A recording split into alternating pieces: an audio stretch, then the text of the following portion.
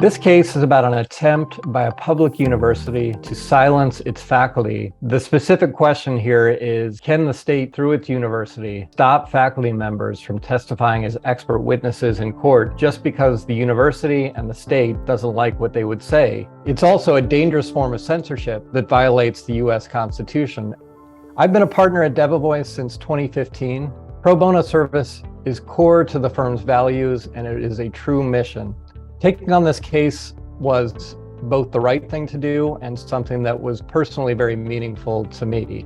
The University of Florida is a public research institution.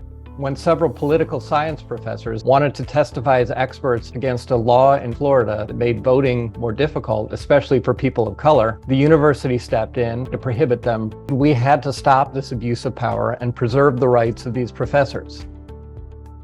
My name is Sharon Austin. I'm a professor of political science at the University of Florida. Mainly, I focus on campaigns and elections, especially racially polarized voting.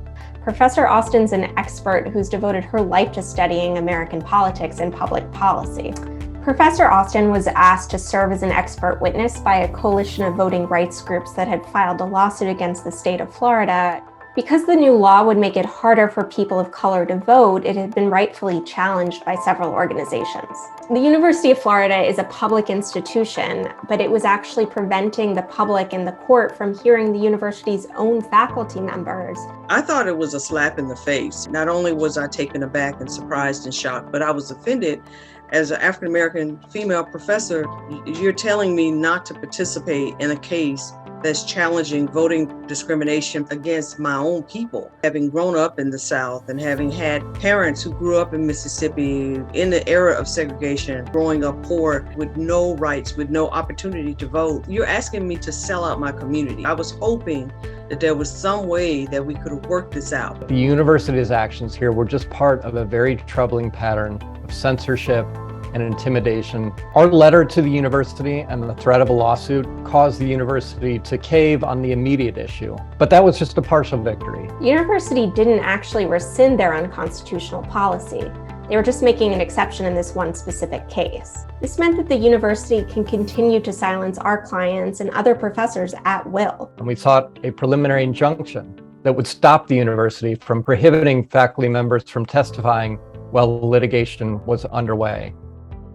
Many hours of oral arguments. The judge asked some very hard, very pointed questions. We were ready. We welcomed the questions and we answered completely with the law and the facts. Based on the judge's comments, we were optimistic that he truly understood what was at stake and can feel the real moral weight of this case.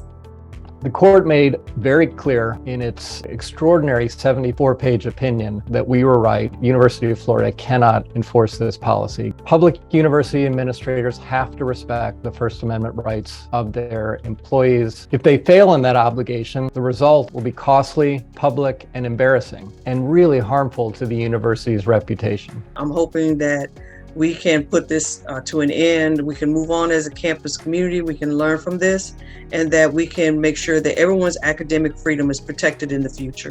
I'm really proud to be part of this significant First Amendment victory, and I'm really proud to be part of the team at Debevoise that made it happen. Righting this wrong was something that everybody on this team felt a deep commitment to accomplish. It was a win for democracy.